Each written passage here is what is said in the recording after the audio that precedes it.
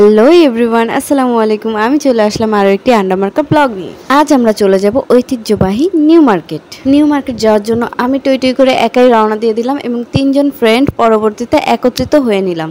প্রথমে অনেক বেশি বোরিং লাগতেছিল, কিন্তু তিনজন এক হয়ে যাওয়ার পর আর এমনটা মনেই হয়নি। তিনজন এক হয়ে যাওয়ার পর সবচেয়ে বড় প্রবলেম হলো যেটা, আমরা রিক্সা পাচ্ছিলাম না। আর এর আগে আমার বান্ধবী রাস্তার মধ্যেই সাজতে শুরু করে দেয়, কারণ আমরা এত সকাল সকাল বেরিয়ে পড়েছিলাম যে কেউই সাজগোজ করার কোনো সুযোগই পাইনি। আমাদের চেহারার সাথে সাথে কপালটাও এত খারাপ ছিল যে এতক্ষণ হাঁটার পরেও একটা রিক্সা পাচ্ছিলাম না। তাই আমার আরেক বান্ধবী রাগ করে হাঁটতে শুরু করছে। যাই হোক, কিছুক্ষণ হাঁটার পর অবশেষে আমরা একটা রিক্সা পেয়ে যাই আর তিনজনই ঝাঁপ দিয়ে রিক্সায় উঠে পড়ি। আমি রাস্তাঘাট একদমই চিনি না, তাই আমার দুই বান্ধবী আমাকে মারতে মারতে রাস্তা চিনাইতে চিনাইতে নিতেছিল। তারপর হঠাৎ করে রাস্তায় আমাদের জাতীয় দোয়েল পাখিকে দেখতে পেলাম।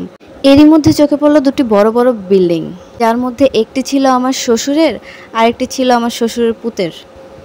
আর আমি এই বিল্ডিংগুলো নিয়ে ভাব নিতেছিলাম আর আমার বান্ধবীদের চেতাইতেছিলাম।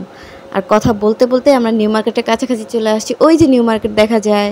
যাই হোক, অনেক কষ্টের পর নিউ মার্কেট চলে আসতে পারছি। আর আজকের ব্লগটি এই পর্যন্তই। পরবর্তী ব্লগে দেখা হবে যে আমরা নিউ মার্কেট যেয়ে কি কি করলাম আর কি কি কেনাকাটা করলাম। আজকের ব্লগটি এই পর্যন্তই। দেখা হবে নেক্সট ভিডিওতে। আল্লাহ হাফেজ।